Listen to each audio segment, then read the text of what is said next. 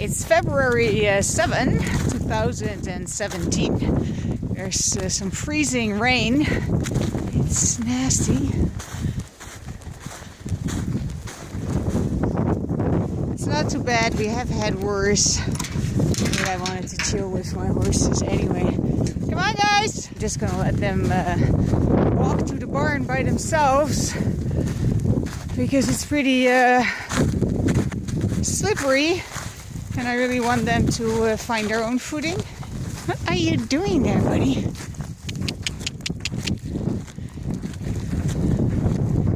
Okay, slow down, guys. Slow down.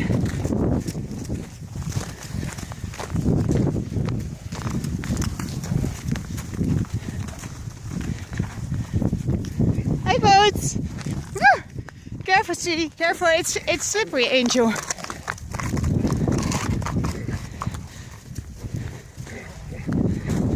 Ash, my boy. Ash, good boy. Yeah, that's what I'm saying, angels. Silly. You guys are not smart. I'll see you in a moment. Come on. Guys. No. You had the right idea.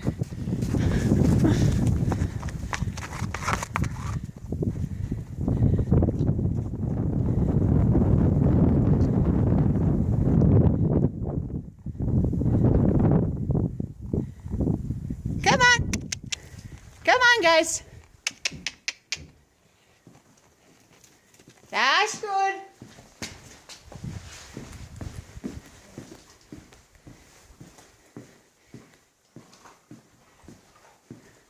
That's a good boy. There. Go in your stall, sweetie. Go in your stall. Okay, that stall's fine too. That's a good lad. That's a good girl. Go in. Good. That was easy.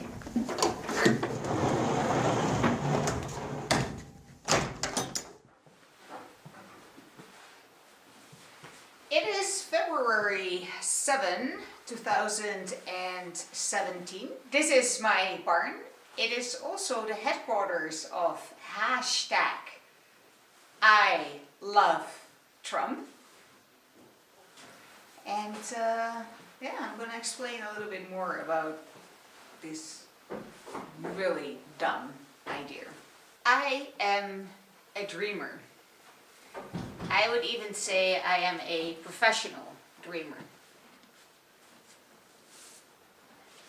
So far, this is a one-man crew, or a one-woman crew, I should say. This is how I operate. Works.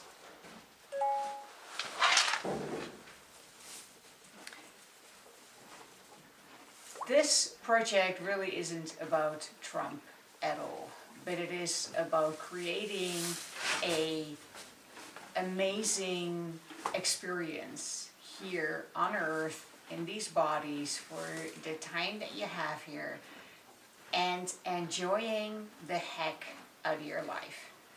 Regardless.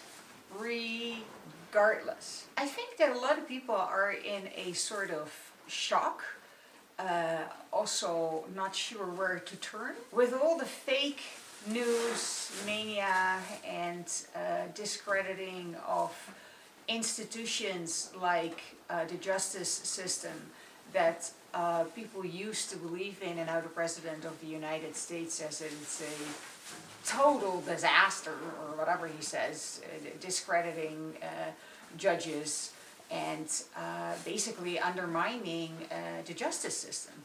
That's a biggie. And that only came after he already discredited the established journalists with all the fake news cries.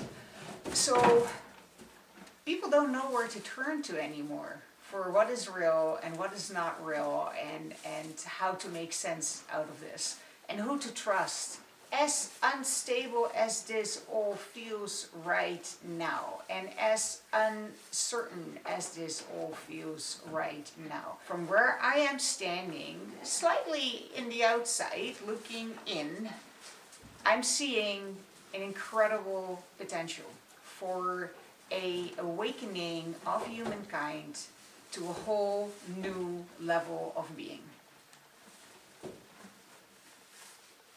There. Take that. Everybody's pretty chilled in here.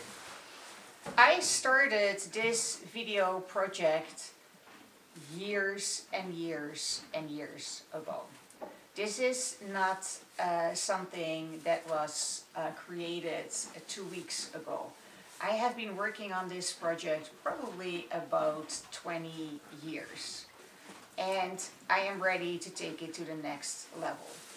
The whole Trump situation is a beautiful opportunity to reach a lot of people that are looking for answers and that don't really know anymore where to turn to and what is real and what is not real. So, here I am offering my experience, because I'm going to be offering you my experience, which I ridiculously documented on video for years. And I am ready to start editing my story and share it with you. Because all that I have been showing you thus far, the snippets of my life, all of this was once just a dream. Just a dream. A totally way over the top, unbelievably unrealistic dream. Completely and utterly unrealistic dream. And yet, here it is. And so, what I'm going to share with you is that experience. I'm going to share with you also my resources, which I already have made a couple of videos of. People that I was inspired by, teachings that I have been practicing. So that's kind of sort of the theory of it, and I am not here to reinvent the wheel, so by all means read those authors for yourself, and check out Byron Katie. She's amazing, and I didn't see her twitch even for a second during this whole guffaffle. The Trump guffaffle. Let's just go with the Trump guffaffle. Other spiritual leaders are,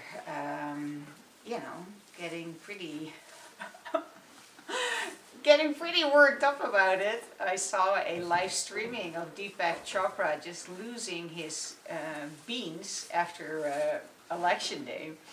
He was very cute, but he was like, oh my God, how did it happen? And Marianne Williamson is also, calling for action and resist. Whereas, the course, it's all good. And I'm here to just share my perspective and share why I believe that Trump really is a blessing. He may be a blessing in disguise. He may be a bit of an orange blessing with tiny little hands. But he's a blessing after all, because there's a lot of people right now that are very, very engaged and that realize to the core of their being that something dramatic has to change in order for this world to move to a better place of peace and abundance for all, and health and joy and the good stuff, just the good stuff. A world in which everybody can just have a pleasant, enjoyable, and dignified experience on this planet. You may say I'm a dreamer, but I'm not the only one, and I have at least one confirmed dreamer. There. And there where two or more are gathered in my name, there I am in the midst of them. A self-identified Jew that is in bed with Christ. Go figure.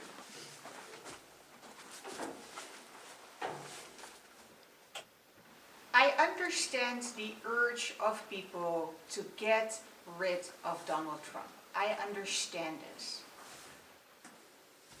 That may not be a great idea just yet.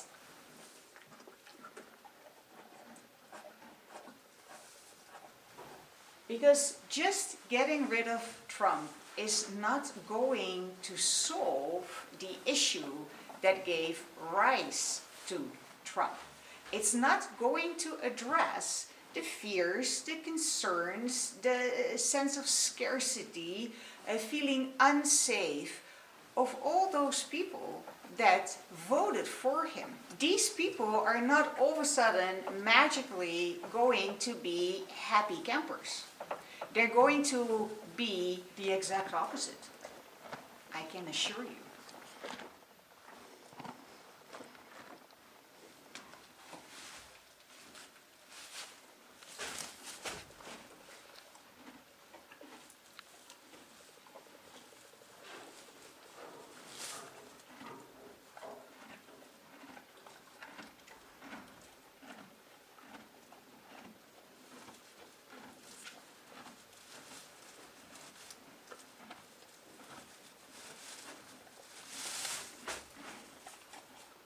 So what I observe is that we're going to build a wall, America first, that kind of stuff is coming from scarcity thinking. There is not enough, we need to protect what we have, and if we do not protect what we have, then we will experience scarcity. That kind of stuff is rooted in scarcity thinking. A consciousness that is anxiously defending what it has, and a consciousness that feels separate from everybody else.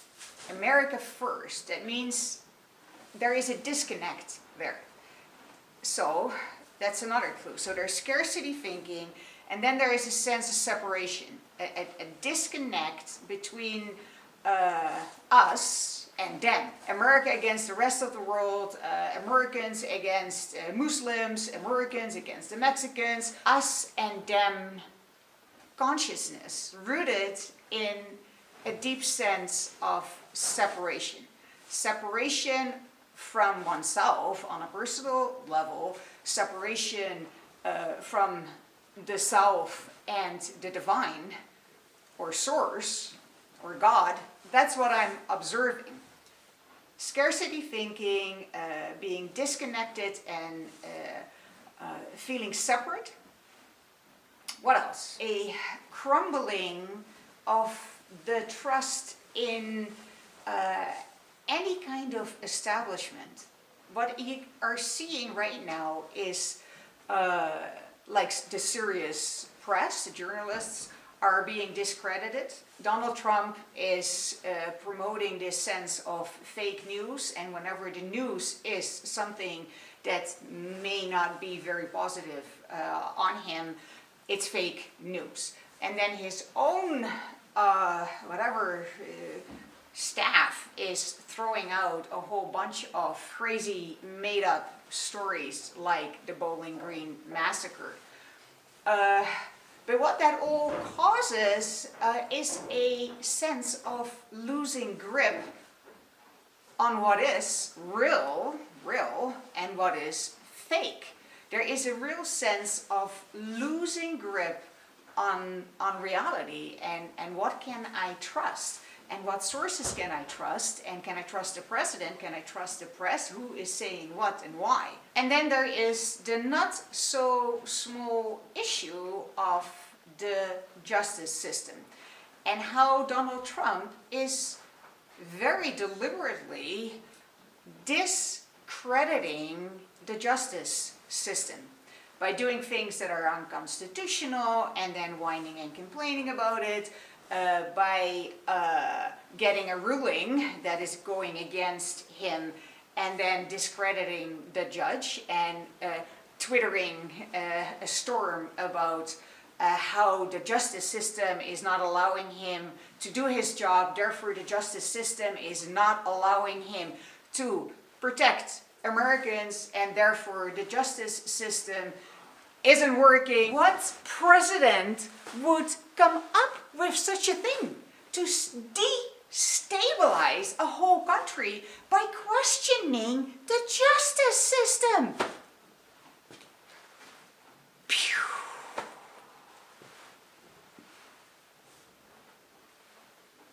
So good. What is justice? And how is justice served? It's a huge conversation right now.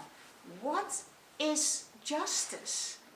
And so there is a huge possibility in this space to bring that whole conversation to a whole new level of understanding. Feeling really confused and feeling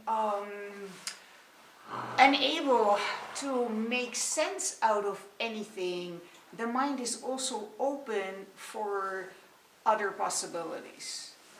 So it's a good thing. Trust me, it may feel very unstable, but that's good. That's good. Only when you question what is and realize that there may be other things that you have not explored yet out there, can you receive new information. It's a good thing.